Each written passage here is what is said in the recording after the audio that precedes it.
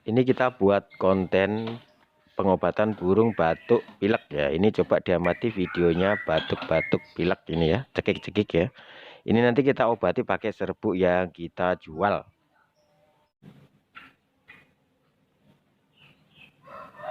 Yang ini kita buat konten video tentang murai batuk serak ya. Ini awal mulanya cekik-cekik, teretekannya bindeng ini ya. Ini coba diamati videonya. Ini kita obati pakai serbuk ya, serbuk kita yang kita jual, kita buktikan lagi. Padahal sudah sering dan banyak sekali testimoni-testimoni video yang kita upload. Ini tidak bosan-bosan kita buat lagi. Dan nanti hasilnya seperti ini. Kalau sudah sembuh total, dia pasti volumenya kembali 100% ya. Jadi semua itu memang butuh proses. Kalau batuknya sudah sembuh, tinggal nunggu proses pengembalian suaranya.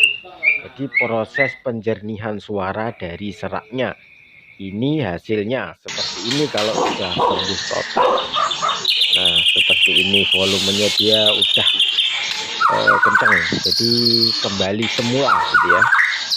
Dan obat ini juga tidak untuk burung sakit saja, jadi untuk lomba, untuk harian juga bisa. Jadi intinya untuk antisipasi atau merawat volumenya, jadi pita suaranya biar tetap jernih, nanti dilombakan biar suaranya jernih.